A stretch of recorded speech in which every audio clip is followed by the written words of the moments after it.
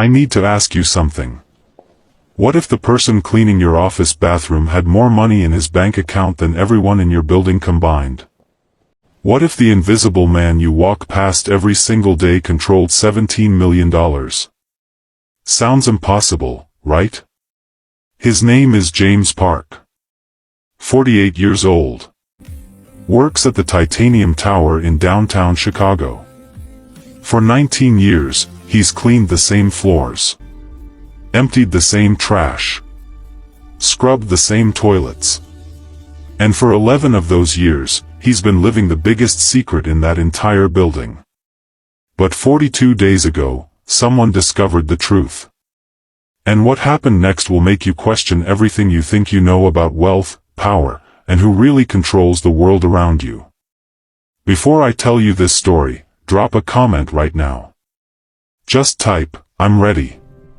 Because once you hear what James has been hiding, you'll never look at invisible people the same way again. And hit that like button. Because this story needs to be heard. 6:47 p.m. Tuesday evening. Chicago's financial district. Everyone's leaving work. Heading to families. To lives. To rest. But James Park? He's just starting his shift. Employee entrance. Back door. The one nobody notices. Third floor locker room. Metal lockers. Fluorescent lights. The smell of industrial cleaner. James opens locker number 247. Inside, a blue janitor uniform hangs. He stares at it. That look? That's not boredom. That's the look of a man putting on armor. 19 years. Same building. Same routine. Same invisibility. Floors 12 through 38. 200 offices. 47 bathrooms. He pushes his cart through the lobby. The security guard barely looks up. Security guard. Night, Park. See that? 19 years working together. The guard doesn't even know James's first name. That's what 19 years of being invisible looks like.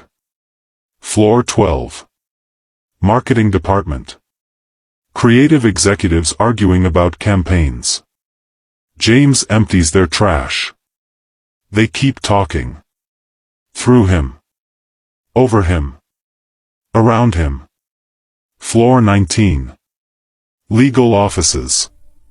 Lawyers billing $850 an hour. They discuss million-dollar cases while James scrubs their coffee stains. Floor 27. Tech startup. 20-somethings who just raised $40 million in venture capital. Tech bro. Dude, we're literally going to disrupt the entire industry. We're talking billion-dollar exit. $40 million round, and we're scaling faster than anyone in the industry. This is just the beginning. Our growth charts don't lie. They high-five. Out of the short, we're on the verge of something massive here, folks. This tech is going to change the game. Trust me, I've got the vision. James moves his mop bucket. They don't notice. Don't care. Floor 31. Executive suites. Corner offices. Mahogany desks. City views. Empty now at 9 p.m. Their trash reveals everything. Failed deals. Firings.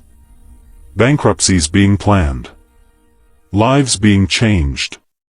All of it passes through James's hands. All of it invisible to them. But here's what none of them know. What none of them could ever imagine. 11:34 p.m. Floor 38. The abandoned executive wing. Been under construction for 8 months. Nobody uses this floor anymore. Corner office. Door says, storage. Authorized personnel only. James unlocks 4 separate locks. Dead bolts. Electronic keypad. Biometric scanner. He opens a door that officially is just storage. Inside? First glance, normal. Shelving. Boxes. Standard storage. But then he pushes the back wall and enters a room that doesn't exist on any building blueprint. Welcome to James Park's real life. 12 by 14 feet. 9 computer monitors. Professional trading setup. Mini kitchen. This is a real office. Professional. Expensive. Secret. James pulls off his janitor shirt. Designer shirt underneath. He sits at the trading station. Transformation. He's different here. Confident. In control. This is his world. From midnight until 5 a.m., while Chicago sleeps, James trades the global markets. Tokyo. Hong Kong. Singapore. Dubai. London. Frankfurt. Currencies. Cryptocurrencies. International stocks. Commodities. Options. This isn't amateur hour. This is professional level trading. 11 years ago, James started with $23,000. Money he'd saved for 8 years working double shifts. First month, he made $600. Second month, lost $400. Third month, made $2,000. He became obsessed. Not with money. With understanding how the game really works. The same executives walking past him every day. They thought they controlled the markets. But James? James learned to see what they couldn't. Year 1, made $47,000. Year 3, made $230,000. Year 5, made $1.4 million. Today, James Park controls $17.8 million. Pause the video. Drop a comment. What would you do with 17 million? Because what James does with his fortune is not what you think. Before I tell you what James does with $17 million, you need to understand where this really begins. Children's Memorial Hospital. January 8, 2015. 11:47 p.m. James was working overnight. Cleaning the pediatric ward. Floor 4. Room 423. He heard crying. Not a child. A father. Father. I don't know what to tell him. How do I tell my son we're choosing money over his life? Mother. There has to be another way. There has to be. Father. There isn't. We've called everyone. Every charity. Every program. Insurance denied us 3 times. The treatment costs $570,000, and we have $42,000.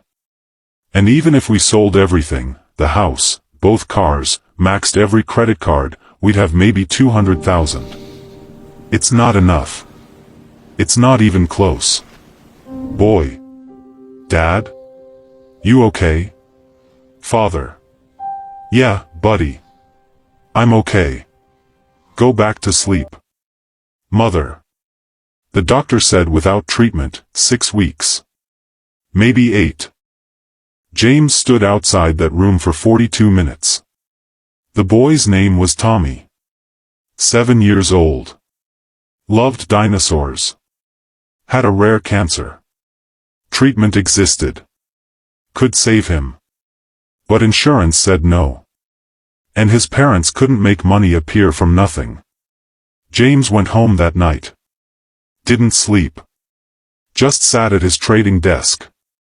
$1.6 million. 4 years of trading.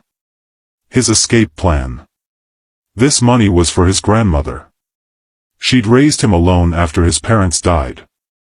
Worked as a seamstress for 40 years. Never complained. Never stopped. Gave him everything. She was 78 now. Living in a nursing home James barely afforded. His plan was simple.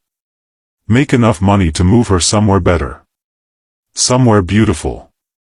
Where she could finally rest. He was almost there. Maybe 8 more months of trading. At 3:17 a.m., James made a decision. He transferred $600,000 to Children's Memorial Hospital. Listed it as an anonymous donation from a medical foundation. The hospital called Tommy's parents at 6:43 a.m. Treatment approved. Fully funded. Anonymous donor. Tommy started treatment that afternoon. James watched from the hallway while cleaning. Nobody knew. Nobody would ever know. Tommy survived. He's 16 now. Plays baseball. Wants to be a paleontologist.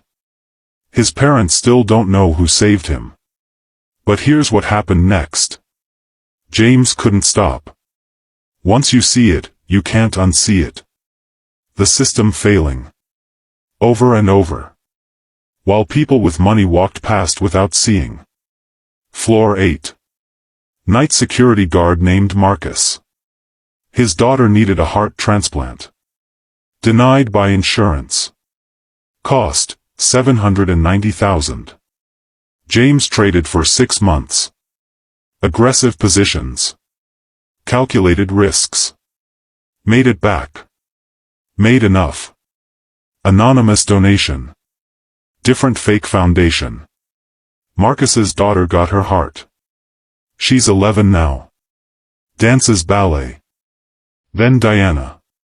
Cafeteria worker. Single mother. 3 kids. Youngest had cystic fibrosis. Treatment, $540,000.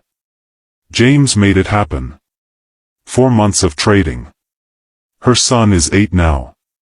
Loves soccer. Breathing clearly. Living fully. Over 9 years, James found 37 families. 37 children the system said no to. $12.4 million. Gone.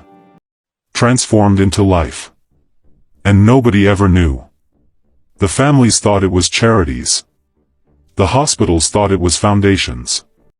The world kept spinning while James Park stayed invisible. If this hit you in the heart, hit that like button right now. And comment, hero, if you think James is a hero, or comment, mistake, if you think he made a mistake.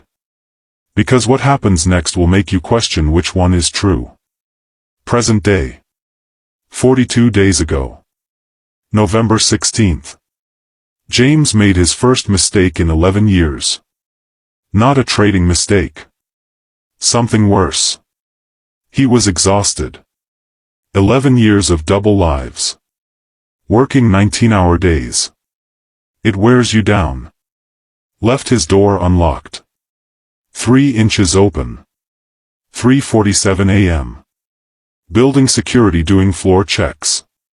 Officer Carmen Rivera. Ex-cop. 6 years building security. Notices everything. She passes the storage room. Sees the door. Carmen. Dispatch, I've got an unsecured door on 38. Storage room. Lights on inside. She pushes the door open. Expecting boxes? Cleaning supplies? But her flashlight catches something. 9 computer screens. Professional trading setup. Mini kitchen. This is not storage. She's seeing tens of thousands of dollars in equipment. In an abandoned floor. In a storage room. Carmen. What in the? James appears. Carrying coffee. Didn't expect anyone. He enters the room. Not noticing Carmen. Sits at the computer. Carmen films for 90 seconds. Getting everything. Face. Setup. Trading. Evidence. Then backs away. Silent. Professional. She doesn't report it. Not yet. Because Carmen Rivera isn't stupid. 10 years as a cop. She knows when something's off.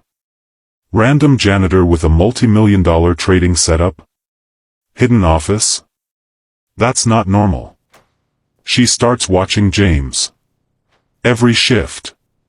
Patterns. Movements. Times. 3 days later, Carmen does something James never anticipated. Breaks into his locker during day hours. Copies his employee file. His address. His full name and ID number. Then Carmen goes deeper. She's ex-cop. Still has connections.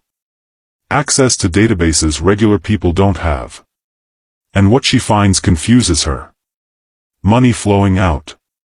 Massive transfers. But not to luxury. Not to cars. Not to real estate. To hospitals. Medical facilities. Always anonymous. Always untraceable. 37 major transfers over 9 years. Each one perfectly timed with something. Carmen spends 2 weeks investigating. Old cop habits. She finds medical records. Children's names. Families. All connected. 37 children. All terminal. All denied treatment. All suddenly funded. All survived. Every donation from charities that don't exist. All timed with James Park's trading profits. December 9th. Carmen makes her move. James in hidden office. Midnight. Trading. Focused. He spins around. Carmen standing there. Carmen. Hi, James. Nice setup you've got here. James's hand moves toward the computer. Carmen. Don't. I've got copies of everything. Recordings. Financial records. You do anything stupid, it all goes to building management. And police. And IRS. James. What do you want? Carmen. What do I want? I want to know why a man with $17 million scrubs toilets for $14 an hour. James. You wouldn't understand. Carmen. My nephew. Daniel. He was 6. Bone cancer. Insurance denied experimental treatment. Cost $680,000. My sister sold her house. I sold everything. We crowdfunded. Got to $400,000. Still not enough. He died 7 months later. That was 4 years ago. These 37 kids. They're alive because you did what I couldn't. So I'll ask again. Why do you stay invisible? James. Because the moment people know I have money, it's over. Everyone wants something. Everyone judges. Everyone has opinions about what you should do with your money. Family expects handouts. Government wants taxes. Friends become enemies. Nothing stays simple. But this? This only works because nobody knows. No questions. No politics. No bureaucracy. No taxes taking half. Just quiet. Anonymous. Effective. The moment I become visible, I stop being useful. Carmen stands there for 84 seconds. Thinking. Choosing. War between duty and conscience. Rules and right. Law and justice. Then she does something James never expected. All footage. Gone. Cloud storage. Empty. Carmen. My nephew, Daniel, he loved Superman. Kept saying Superman would save him. Kept believing someone with power would use it to help. I spent 4 years thinking heroes don't exist. That nobody with power actually gives a damn about people like us. I was wrong. Your secret's safe. But I have one condition. Teach me how you do it. I've got 53,000 in savings. Military pension from my dad. If there's a way to turn that into saving kids, I want to learn. My nephew died because I couldn't make money appear fast enough. Maybe I can help you make it appear faster for other families. Share this video right now if you believe the world needs more people like James and Carmen. Because what happened next changed everything. Carmen Rivera became James's partner.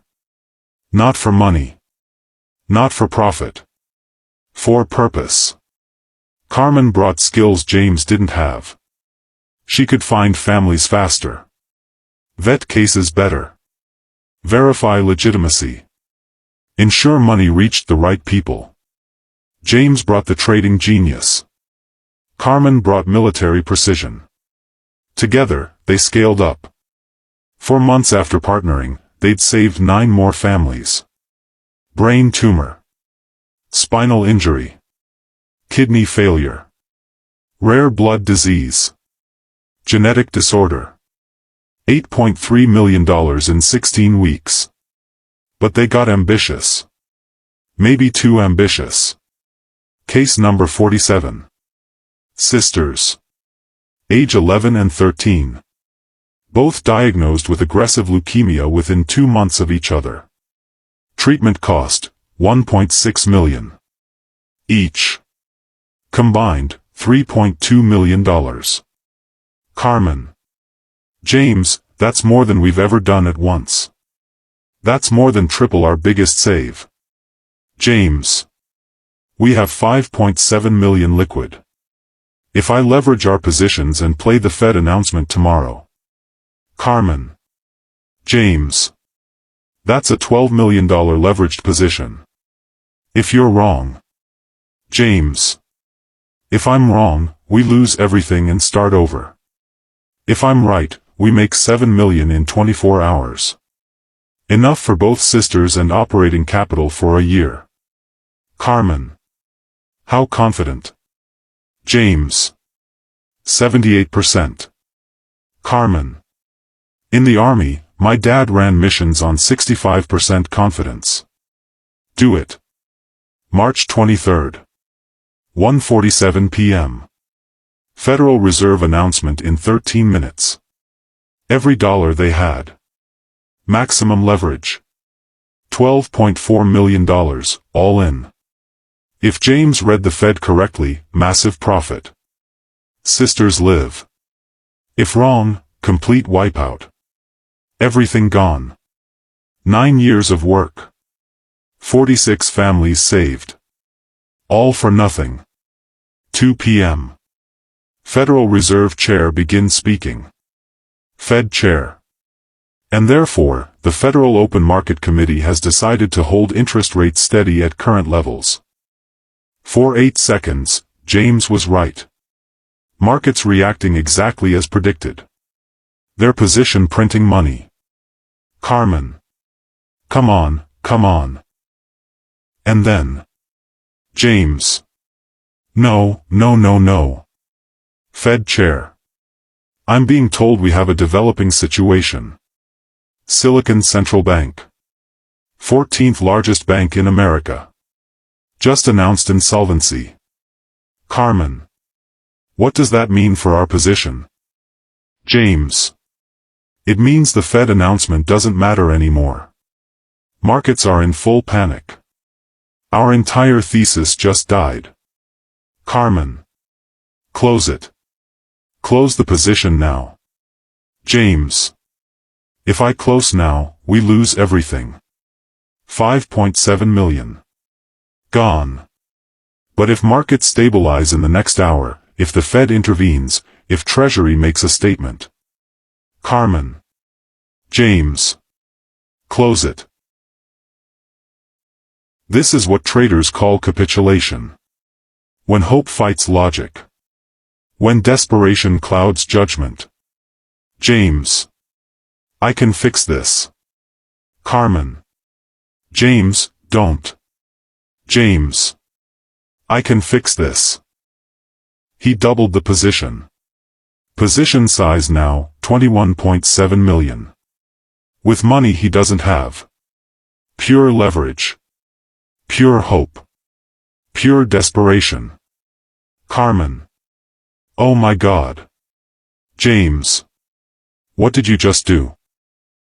Markets keep falling. Bank failure spreading. Panic everywhere. More banks announcing problems. Contagion. Crisis. Wrong day. Wrong trade. Wrong everything. 2:37 p.m. The position hit forced liquidation. Account balance, $0.00. Complete zero. 11 years. 46 families. $37 million traded. Gone in 37 minutes. But it was worse than that. Because of the leverage, James didn't just lose everything. He now owed $3.8 million. Carmen. James, we don't have $3 million. We have negative $3 million. 46 families. 9 years of anonymous donations. $11 million through fake charities. No taxes paid. No legal structure. No proper paperwork. From the outside, it looks exactly like money laundering. Tax evasion. Wire fraud. Financial crimes. Each carrying years in prison. Carmen. Everything we did. Every kid we saved. It's going to look like a crime. James, we're going to federal prison. James. The sisters. Maya and Sophie. $3.2 million. Their treatment. We were supposed to save them. I was supposed to save them. Carmen left at 3:42 p.m. Said she needed to think. To process. To figure out next moves. James sat alone until midnight. At 12:17 a.m., James did something he'd never done in 19 years. He broke his invisibility. James. Marcus. I need to tell you something. Marcus. James? You okay, man? You look. James. 7 years ago. Your daughter. Sophia. She needed a heart transplant. Marcus. Yeah, some charity paid for everything. Grace Harbor Medical Fund. Came out of nowhere. Saved her life. Saved our family. James. That charity doesn't exist. Marcus. What do you mean? James. It was me. I paid for your daughter's heart transplant. I trade stocks and cryptocurrency at night. In a hidden office on floor 38. Have been for 11 years. I've saved 46 children. Spent $11 million. And yesterday, I lost everything trying to save 2 more. I'm about to be investigated by the FBI. Probably going to federal prison. But before that happens, I needed someone to know the truth. Your daughter. Sophia. She's one of 46 reasons I'll never regret any of this. Marcus. You saved my baby girl? Why? We're nobody. You didn't even know us. James. Because I could. And because nobody else would. Marcus didn't let go for 53 seconds. Marcus. How much do you owe? James. $3.8 million. Plus the 3.2 for the sisters. $7 million total. Marcus. My house. I own it. Paid it off 3 years ago. Worth about $360,000. James. Marcus, no. Marcus. My daughter is breathing because of you.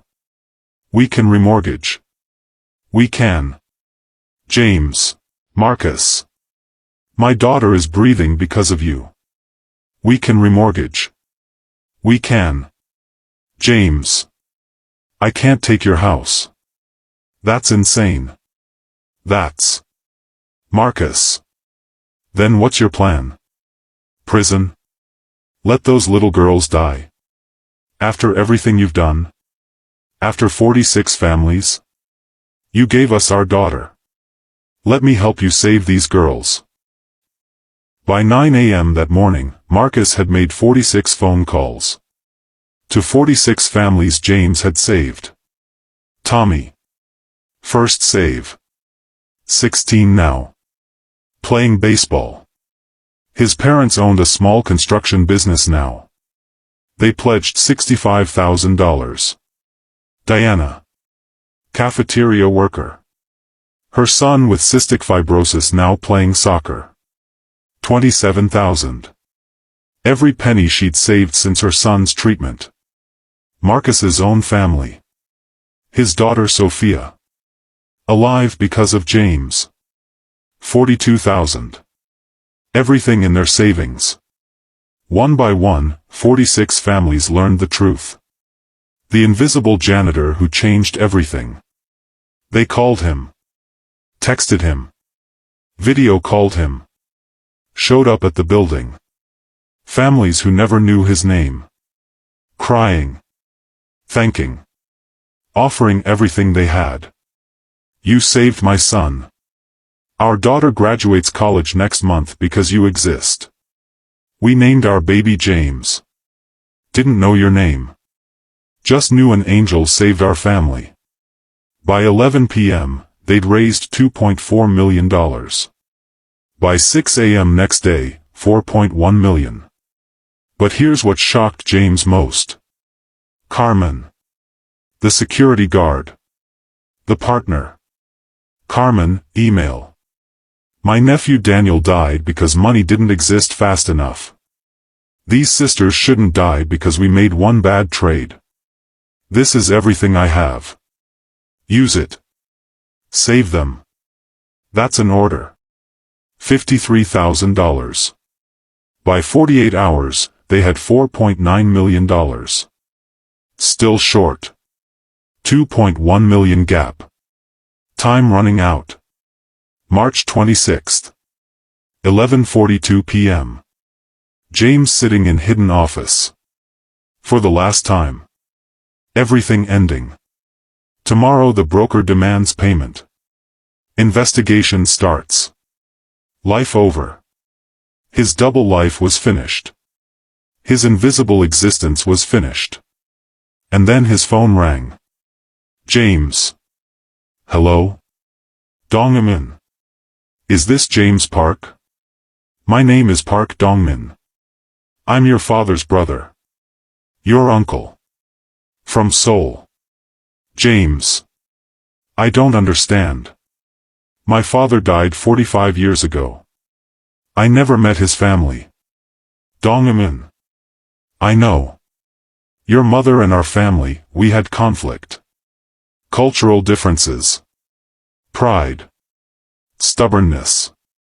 She took you and disappeared. We tried to find you. For years we tried. But she made sure we couldn't. Last week, a man named Marcus called me. Spent 3 days finding our number. Told me everything. What you've been doing. The children. The families. The secret. The trouble you're in now. James, your father was a doctor. Did you know this? James. No. My mother, she never talked about him. I don't know anything about him. Dongmin. He worked in free clinic. In poor neighborhood in Seoul. Treated people who couldn't pay. He died at 36 from exhaustion. Worked himself to death saving people the system abandoned. You look exactly like him. And now, you're doing exactly what he did. Saving people the world forgot. I'm 73 years old. Your father was my younger brother. I have 2 daughters, both grown. Successful. I've spent 45 years angry at your mother for taking you away. Too proud to search harder. But I'm not too proud anymore. I just transferred $2.5 million to the account Marcus provided. It's from family business. Your father's share should have been yours all along. James. Uncle, I can't, that's dong him in. Your father gave his life to save people. You've given 11 years in secret to save children. And I've given nothing for 45 years except excuses and pride. Let me do this one thing right. Let me help you save these girls. Let me finally honor my brother's memory through his son. And then, if you let me, I would like to meet my nephew. I would like to know my brother's son. Total funds, $7.4 million. Enough to cover the debt. Enough to save Maya and Sophie. Enough to start again. The FBI investigation never happened. Because the story leaked. 46 families all moving money. Marcus's phone calls. International transfer from Seoul. A compliance officer at one of the hospitals saw the pattern. Connected dots. Called a journalist. By the time James woke up the next morning, he was everywhere. CNN. BBC. Al Jazeera. Every major outlet worldwide. The Invisible Man was suddenly the most visible person on Earth. News Anchor 1. A janitor who spent 11 years living a double life to save children the healthcare system abandoned. News Anchor 2. 46 families who never knew the name of their angel. News Anchor 3. James Park, 48, who made millions trading global markets while working for minimum wage. The reaction was split. Half the world called him a hero. The other half called him reckless. Financial expert. While his intentions are admirable, James Park operated completely outside regulatory frameworks. No accountability. No oversight. This is exactly why we have laws. The IRS opened an investigation. 11 years of untaxed gains. Fake charities. Anonymous transfers. James was facing federal charges. Wire fraud. Tax evasion. Potential 20 years in prison. But then something unexpected happened. The families fought back. They held a press conference. Tommy. 16 now. First save. Standing at microphone. Tommy. My name is Tommy Rodriguez. 9 years ago, doctors told my parents I had 8 weeks to live. Our insurance denied treatment. We had no money. No options. No hope. Then a miracle happened. Anonymous donation. $600,000. I got treatment. I survived. I'm here. I spent 9 years not knowing who saved me. Not knowing who to thank. His name is James Park. We stand here today to say thank you, James. Heroes don't need capes, just hearts full of courage and kindness. And instead of thanking him, our government wants to put him in prison. One by one, the families spoke. Marcus. My daughter Sophia is 18 years old. She starts college next month. She exists because James Park gave $790,000 to save her life. Diana. I sold everything. My car. My jewelry. Was ready to sell my blood if it meant saving my son. And when I had nothing left, when I was broken and done, James gave us $540,000. A stranger who saw my pain and just helped. 46 families. 46 children. All alive. All thriving. All impossible without James. All standing between James and federal prison. The press conference went viral. 73 million views in 12 hours. Public opinion shifted fast. People weren't just defending James. They were attacking the system that made James necessary in the first place. Senator. We need to examine why a janitor felt he had to become a secret millionaire to save children from our healthcare system. 3 weeks later, all federal charges were dropped. Not reduced. Not plea deal. Completely dropped. The government couldn't prosecute a man who saved 46 children. Not without looking like monsters. But there were conditions. James had to legitimize everything. Create a real foundation. Follow regulations. Pay taxes going forward.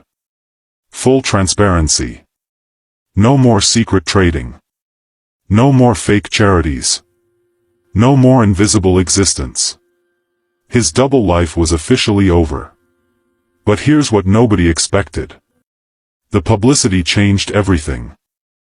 1 year later. James Park no longer works nights. He runs a multi-million-dollar charitable foundation. Carmen Rivera is his chief operating officer. Marcus is director of family services. His uncle Dongmin chairs the board from Seoul. The 46 original families all volunteer, helping others navigate the same nightmare they survived. In 1 year, the Park Foundation has helped 137 families. Not just with money. With advocacy. Legal help. Insurance negotiation. System navigation. Political pressure. Everything James used to do in secret, now done in the open. Everything he used to do alone, now done with an army. The sisters, Maya and Sophie, just turned 12 and 14. Both completed treatment. Both in remission. Both thriving. They call him Uncle James. He tells them he just got lucky with numbers. But here's the real truth. 137 children are alive because one man decided invisible work was worth doing. Because one person believed money should serve life, not the other way around. James still trades. Still makes millions. But now, everyone knows why. And his grandmother? She lives in the nicest care facility in Chicago now. Paid for by the 46 families who pooled together. For the woman who raised the man who saved our children. And James? He's still uncomfortable with attention. Still believes he's just a guy who got lucky with numbers. But everyone else knows the truth. And on slow days, when the office is quiet, James sometimes misses being invisible. But then he looks at the wall. 137 faces. 137 lives. 137 families who would have been destroyed. And he knows being visible was worth it. The invisible man finally came home. This story is inspired by true events. Thousands of families face impossible medical choices every day. The Park Foundation is fictional, but the need is real. 530,000 families declare bankruptcy from medical bills every year in America. 45,000 people die annually due to lack of insurance. 1 in 3 GoFundMe campaigns are for medical expenses. If this story moved you, don't just watch. Act. If this story changed you, share it. Like it. Help us reach more people. Drop a comment. What would you sacrifice to save a stranger's child? Subscribe for more stories about real heroes doing extraordinary things in ordinary lives. Because the world needs to know that heroes look like janitors sometimes. And invisible people can change the world.